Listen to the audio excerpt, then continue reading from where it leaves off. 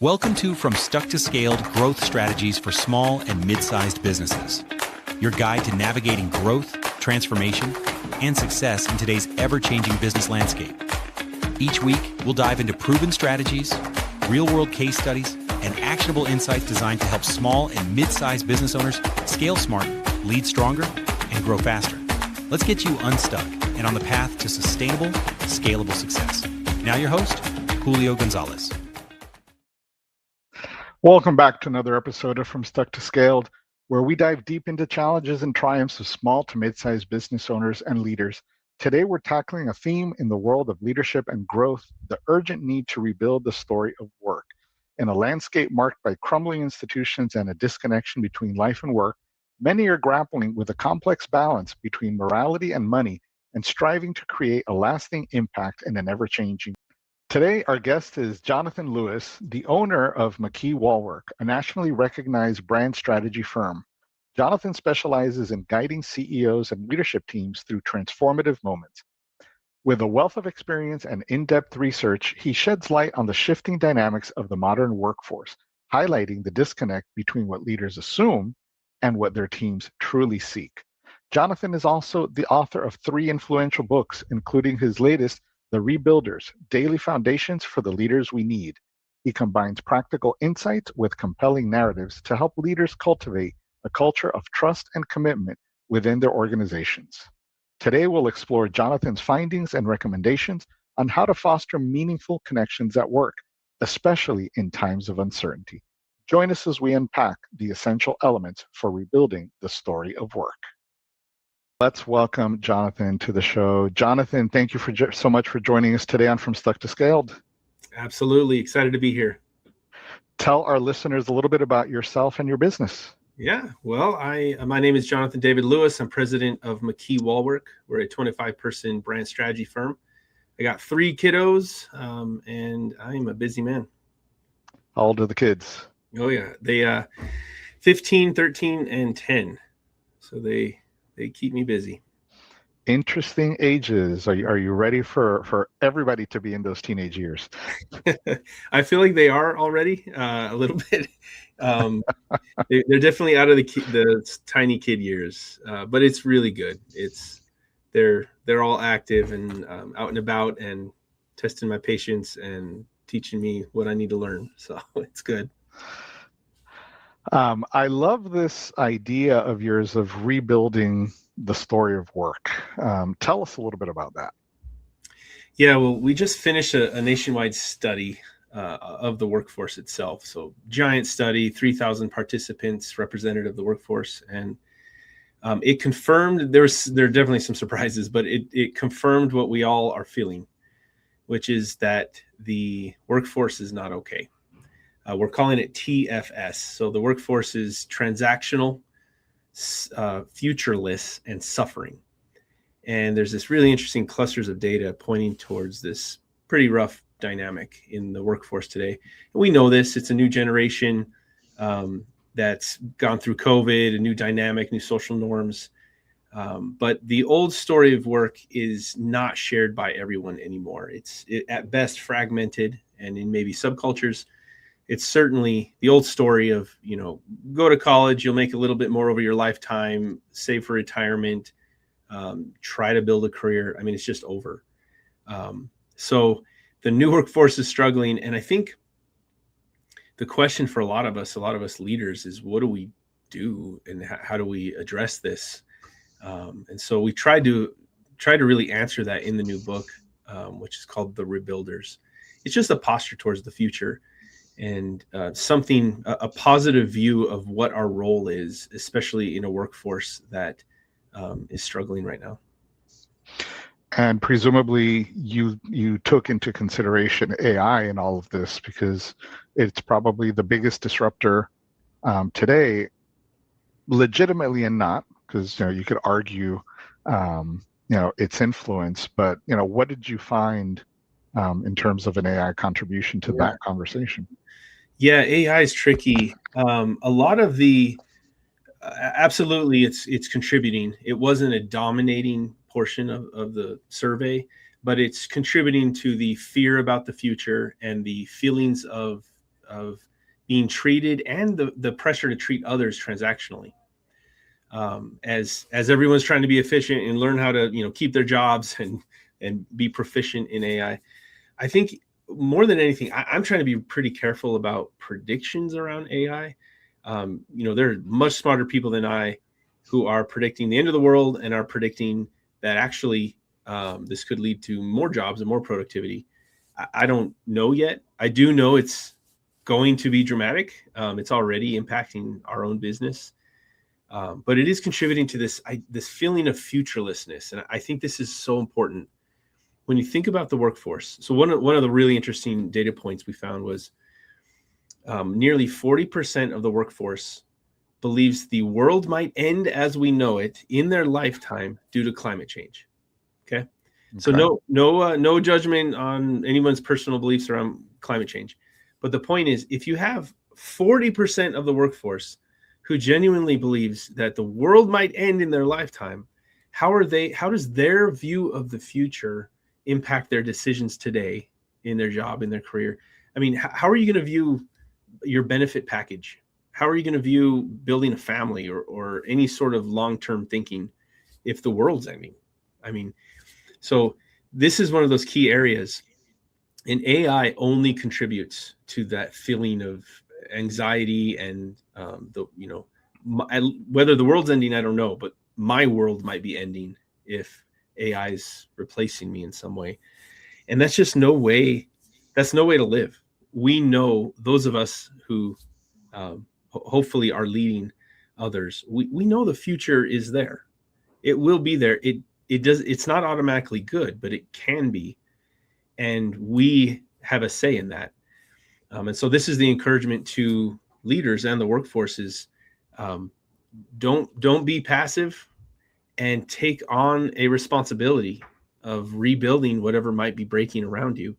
And you get to decide. You have a say in your future. And I think this is hopefully something that can guide us through an uncertain time. So what do you tell leaders about how to show up better? Obviously, you just said, don't be passive. But how do they show up better? And how are they getting it wrong today?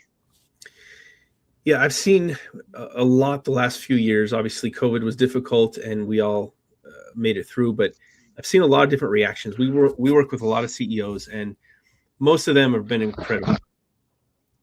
But I also see a lot of leaders putting their head in the sand, some leaders trying to run or wait it out. I'm going to retire in a few years. This is someone else's problem. I've seen a lot of leaders sell their companies. It's like, I'm out. This is crazy. Our recommendation is none of those are good ideas. Running, hiding, avoiding. Take responsibility for whatever is broken around you. Be a rebuilder and don't try to save the world, but you can do something about your community, your industry, your company. Take responsibility. And when it comes to TFS, transactional futureless suffering, this is not good. This is not lead to an optimistic, positive future for anybody or any workforce. For a leader today, if we're going to take responsibility for the story of work, we do think there is a path. Instead of transactional, how can we be a little more relational today? Instead of futureless, how can we offer our workforce a quest? We are not designed to be hedonistic or nihilistic or live just for today. That's in fact, our capacity to think about the future and plan towards the future is almost a definitional aspect of being human. There aren't a lot of other creatures I'm aware of that can imagine the future like we can. Give your workforce a quest. Give them an adventure. Give them something to work towards in the future. Give them a dragon to fight. Give them someone to save. Give them a quest. We are designed for quests, not for hedonism. And suffering, this is an interesting one. I've seen a lot of responses to suffering, especially from leadership, in trying to simply remove suffering from the workforce. So, we all gave a bunch of raises through COVID. We increased benefit packages. There's a lot of competition for or in the workforce at that time. And we have a pretty high maintenance workforce today, where it's not enough just to train them in how to do their job. You almost have to train them in how to be men and women, how to be an adult, and then you can train them in their job. But our data shows 54% of the workforce say they're suffering in life. The answer isn't to simply remove the suffering if you're a leader. The answer is to bring meaning to the suffering. Bring meaning to the suffering. And you can only bring meaning to suffering through responsibility, not through fulfilling desire and all these things. You have to, people need responsibility. That's where meaning comes from. So there is an answer for a leader to TFS, and that's a relational, future-oriented quest that brings meaning to suffering. A much quicker way to understand that is a story. And it's on us as leaders to tell the new story of work, not for everyone, for all time, but for your community, your industry, your company. Now, Jonathan, one of the things that came to mind, and I don't want to keep hounding on AI because AI keeps permeating my podcast, but it does play into this. How much are you seeing, or what can you tell leaders? Because we're so about stock price, right? If it's a public company, it's the stock price. If it's a smaller company, it's eliminating cost. So we keep hearing AI is going to take over all of these basic jobs, but we're not seeing repurposing of capabilities, and I think that lends itself to your rebuilding and creating this journey. So are you seeing leaders who are rebuilding, repurposing people roles to more customer facing, to provide a better customer journey, or are you, what changes are you seeing? Honestly, I'm hearing about a lot of changes, and that's mostly CEOs of large companies blaming AI for layoffs, and primarily in big tech. I am not seeing, so far, we work in a lot of different industries. I have not seen a major disruption yet due to AI. I'm seeing a lot of experimentation. I am seeing things that truly, especially in certain fields, truly are disruptive. So if it's quantifiable, math, coding, spreadsheets, right? It's automatable. And you're seeing that in certain types of imagery and language, not all.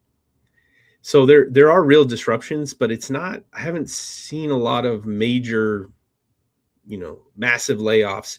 I think a lot of it is maybe finding efficiency and then not hiring more, that may be occurring.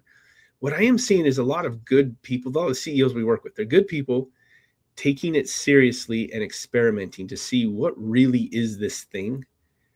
And that encourages me because I don't know yet. I have not seen whether it's the end of the world or the beginning of utopia yet, like everyone's claiming.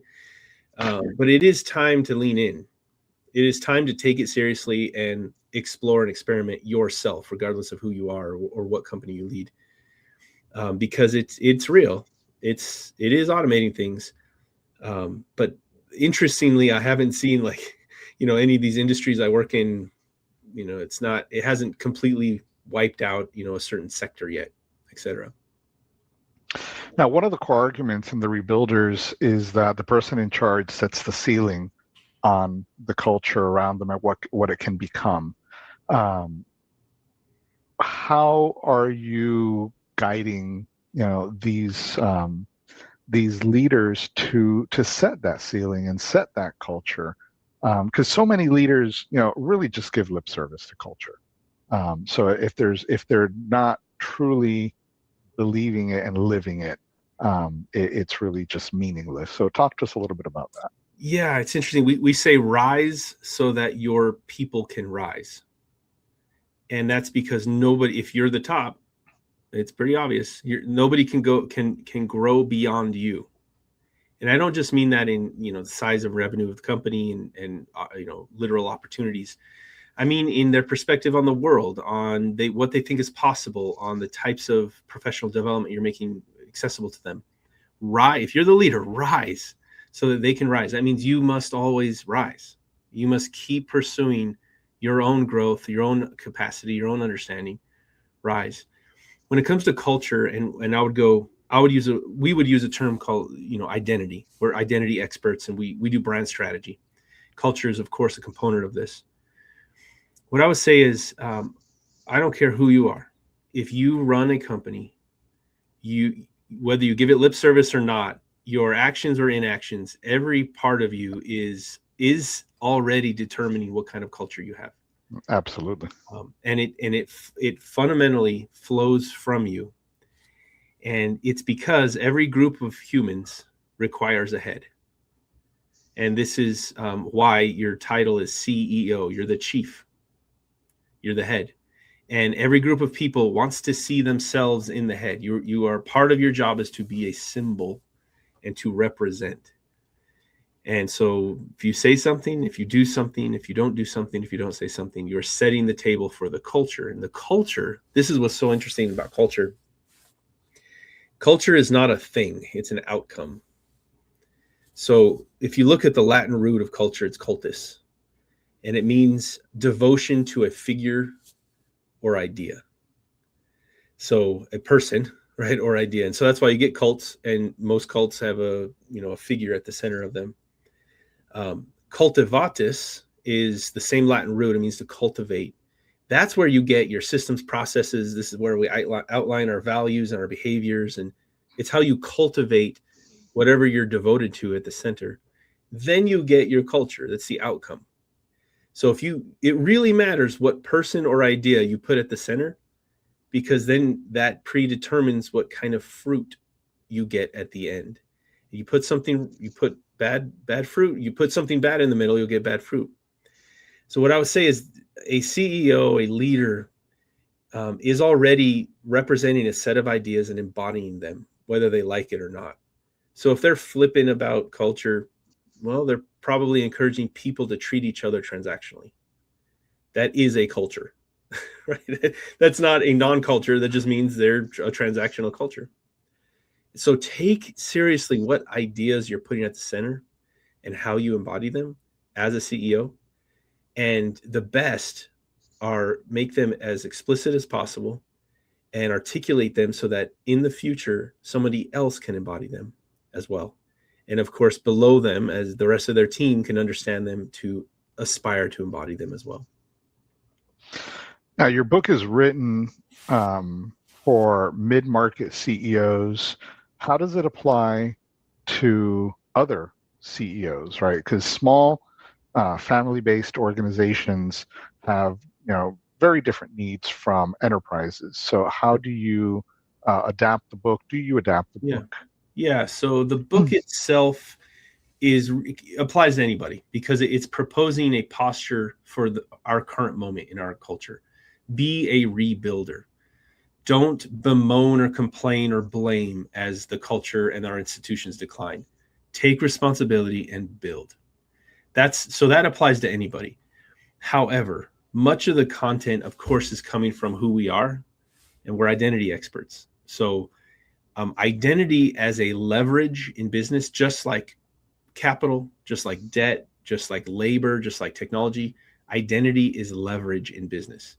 However, it's only a powerful form of leverage when you exit the startup stage, when you begin to grow up. And it reduces in power when you're dying. If you're a turnaround situation, you have much deeper issues than simply identity. So what I would say is what I've described as sort of middle market. So we tend to work 5 million to 100 million in revenue. That's who we work with, and that's who it's primarily written to. And you can use identity to grow your business in that range. The book is still applicable if you're under that or above that. You might just have some different dynamics in your phase of business. You're listening to the From Stuck to Scale podcast, and today we're speaking with Jonathan David Lewis about the disconnect between life and work and what the future holds for us. Jonathan, so when you go into an organization, what does an engagement look like? Well, for us, we start with understanding the old story. So we're working with companies that are going through pretty pivotal moments. Often this might be succession, this might be high growth, or this might be declining growth. All of them represent pressure and a pivotal moment, which we look through the lens of identity and identity crisis. So we step in and we want to understand what's the old story that you're emerging from, so that we can understand what the new story is you need to embrace to become the next thing that you need to become, to enter the next phase of business, to make the changes necessary to grow and to flourish. So understanding the old story involves research and involves really going deep and understanding the origins and legacy of a business and understanding the status quo, sort of what got us here. And part of that story, or let me rephrase that. Are there multiple stories? Is there an internal facing story and an external facing story? Often, but that's a lack of integrity. So yes, it's very common. But that is what consumers hate. It's called inauthenticity. So, great question, because that is common. I'd also say there's often, my business partner, Dave Ortega, just dubbed a term called the war of stories. We run into this a lot, where even before you can consider an external story, there's often different stories that are warring inside of a company. This is more fundamental than, color palette and a website design. We're talking about what fundamentally are the different leaders and groups in a company. How are they understanding what's going on, why you got here and where you're going? So this war of stories is really important, and is a very common cause of leadership teams getting paralyzed and extremely indecisive. You need a common story to be decisive, which is why the CEO's job, one of their primary jobs, is to be the chief storyteller. That's not a function or department. They can do some of the work, but you're the one that owns that story.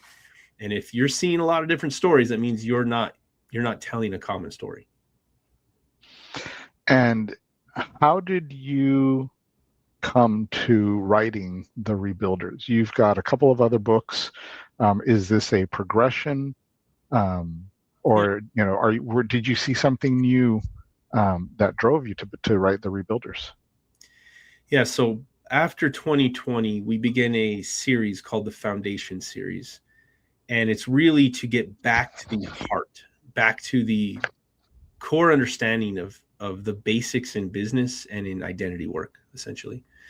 So the first in that is called The Kingdom and the Dragon, and that's really a reflection on an understanding of how cyclical business really is. And if you don't understand the seasons and phases of business, it can be hard to know what to do, because you're sort of like, you're not understanding a meta game that's occurring around you. The second in the series is The Rebuilders, and this is really a acknowledgement that if you're going to take responsibility for what's broken in your community and in your company, that's a heavy burden as a leader. And so that requires character.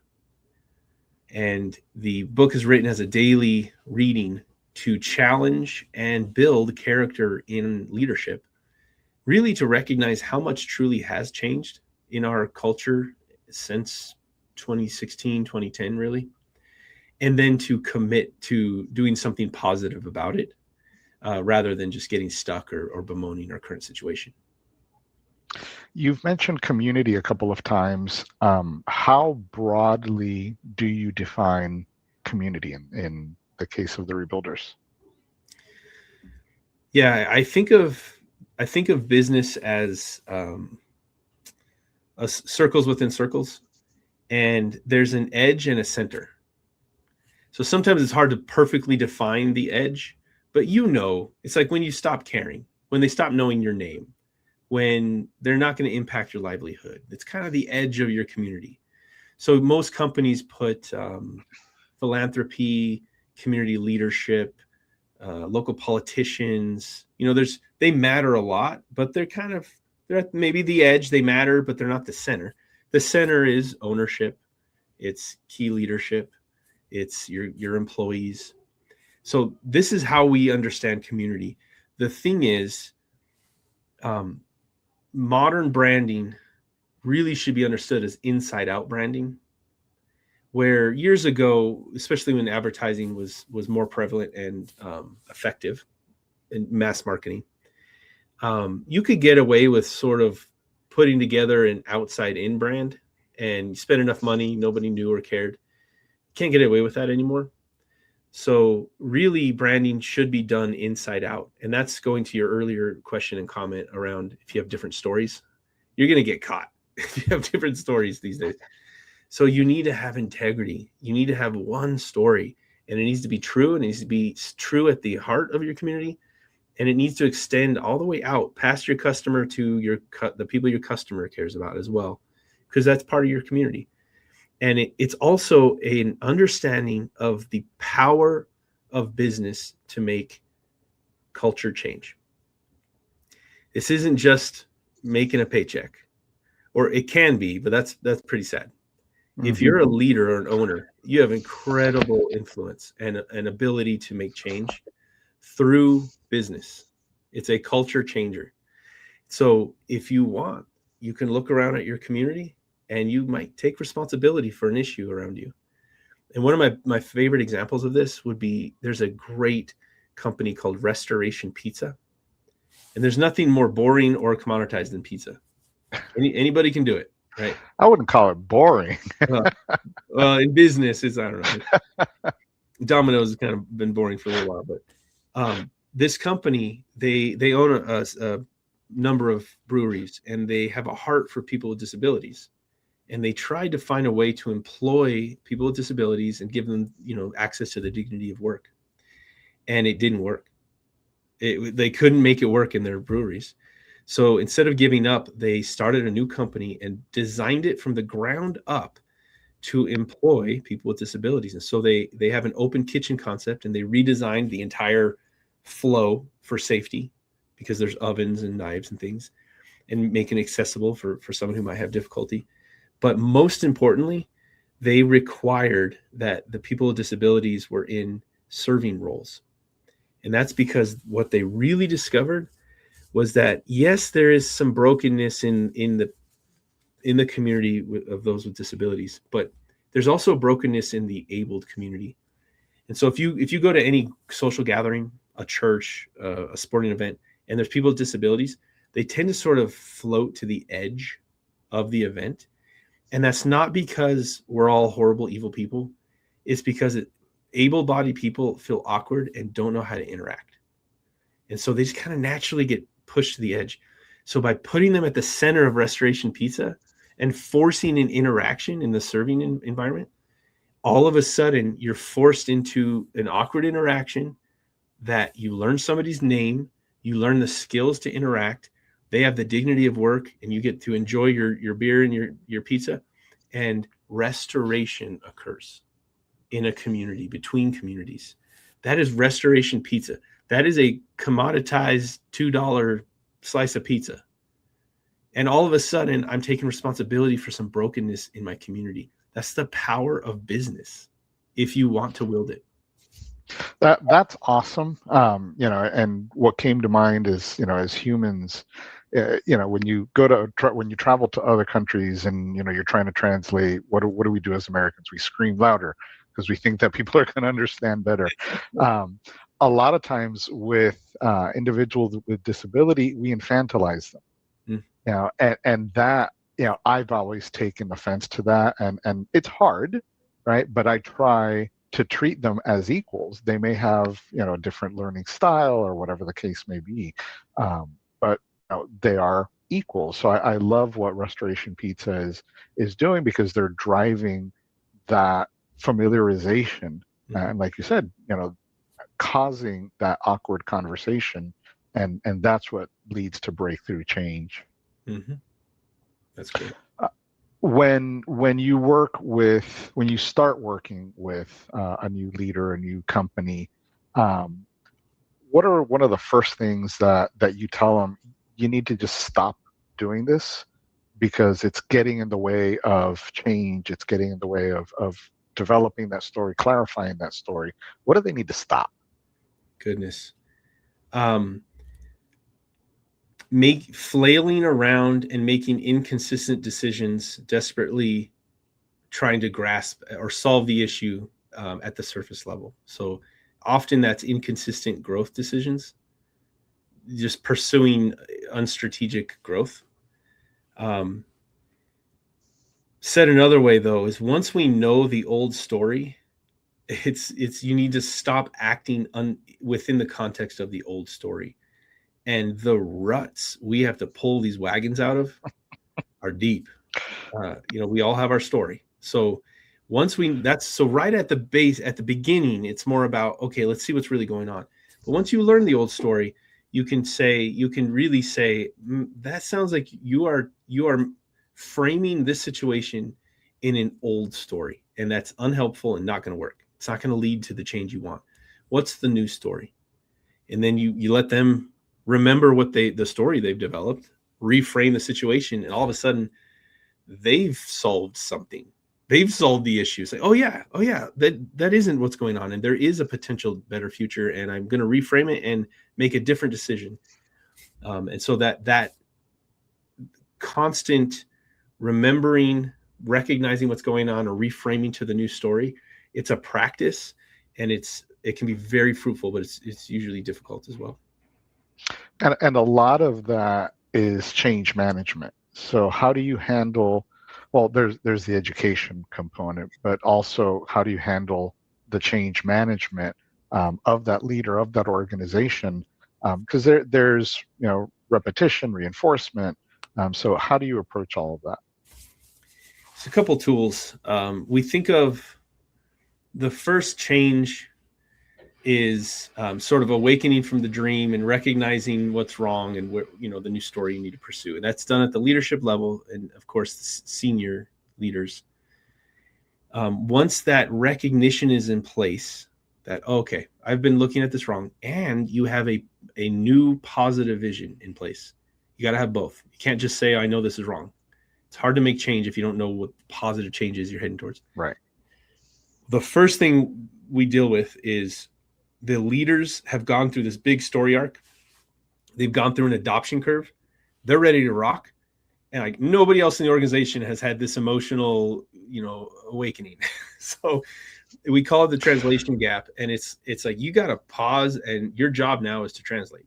You have to help walk the rest of your teams through this. And leaders are impatient and action oriented, and it's discipline. Requires discipline to slow down and translate. The other one we see is there's a spurt. There's always an exciting spurt of activity and motivation and clarity when you get your new story. It's like, oh my gosh, there's hope again, and everybody wants to get to it. And then 3 months go by, and then 6 months go by, and then 9 months go by, and a new challenge you weren't expecting happens. Somebody leaves, something changes in the market, a competitor does something. And the first thing that happens is you want to revert back to your old habit because it used to work. That old rut. And it was comfortable. Yes, it was very comfortable. My business partner calls this the reversion pull. It's almost like gravity. It's like, okay, hardship gravity, and I'm pulled back. And this is another key element of we stick around long enough to help lift your eyes back to reality and the future the decisions you have committed to, and encourage you to stick to them and resist the gravity so that you can get some traction. What people need is traction. They need to see things are better and working. And then the motivation, it builds and it maintains. And once it starts working, most people will stick with it. But when it's not, when you're in that weird in between and you're not sure yet, it's hard to stick with it. So, Jonathan, the transactional, futureless, and suffering was quite a finding, and the futureless is the part that stuck with me. Very concerning. I'm a grandfather, and I just found out I'm going to be a grandfather again. So, my own grandchildren, I worry about. What do you hope comes from the Rebuilders, say, in the next 5 years? We talk a lot about deeper, fewer here. I'm not trying to get on a bestsellers list. I hope that it's on somebody's nightstand when they wake up in the morning and they get their cup of coffee. I hope they read one of the entries in 5 years, and it's one person or 20 people or 100 people that they're taking the ideas seriously, and they're working to build the character required to rebuild in their community. That's success. It's not changing the entire world. It's not a million people. It's one person at a time, taking responsibility and acting within their agency, their ability to be decisive. That is what it means to be human. That is why we can have optimism in the midst of sometimes tough circumstances. So my hope is that for my community of rebuilders, for my tribe, the people around me that I get to impact, that they're opening up the book and reading that entry, and they're making the change. I can't do it for them, but they're taking responsibility and making something better, rebuilding something in their community. And if everybody does that, at least in our communities where we live, we'll be okay. Things can get better, and sometimes much better. So one of the things that we do on the podcast is ask for tips that our listeners can implement today. And it sounds like there's at least some building blocks that our listeners can start with. So, tomorrow morning, for the person that's listening, what can they start doing to get down this path? So I'll address that through TFS. Think about who you're trying to lead. It doesn't have to be, big and complicated. So futureless. You need to give them a quest, but that quest could be as simple as, what's the best version of you can imagine in 1 year from now? And what are the 1 or 5 things you need to do to get there? You'd be amazed at how few people are having that conversation. It doesn't take much to imagine a quest and then help somebody along their quest. I think it's as simple as that. If people are feeling transactional, surprise them by treating them like a human. And there's some amazing creative ways you can do that in your business, your department, your company right now. We are not designed to be purely transactional. So where does the humanity still matter? Don't lose it. Build it into your process. And then suffering, stop making it easy. That's not what anybody really needs. They may say they want that. That's not actually what they want. They want purpose and meaning. We had one of our biggest findings in the study is we asked people what's the point of work? And we had massive numbers. Over 60% in many cases were saying they want meaningful work. They want purposeful work. They want to feel passionate about their work. They want to understand and believe in the vision of the leadership. People want meaning. Don't remove the suffering. Simply frame the suffering within what it means and why it matters. And watch how people can get through so much more than they recognize if they believe it really matters. And that goes back to the storytelling. A lot of leaders don't know how to storytell. So that's something that I think a lot of leaders need to work on. What is their story and really where they're trying to go. So I really appreciate that. And where can our listeners find you? So you can find me on LinkedIn, Jonathan David Lewis, at my website, McKeeWallwork.com. And then you can order the book there as well, McKeeWallwork.com. Awesome. So thank you for joining me today on the From Stuck to Scale podcast. I hope you enjoyed my conversation with Jonathan David Lewis. He shed light on the pressing challenges our workforce faces today and provided valuable insights on how leaders can reconnect with their teams and foster a culture of belonging. As we navigate a world marked by disruption and change, remember that meaningful leadership starts with us. Whether you're a mid-market CEO or an emerging leader, the principles outlined in Jonathan's work can guide you in rebuilding a more resilient and engaged workforce. If you found today's episode impactful, I encourage you to take action. Implement these ideas in your organization, and let's start reshaping the story of work together. Until next time, keep striving for growth and connection in your business. Jonathan, thank you so much for being here today. Thank you. You've been listening to From Stuck to Scaled, Growth Strategies for Small and Mid-Sized Businesses, produced by Opticution, LLC. For more information, tools, and resources, check out our website, www.opticution.com/podcast.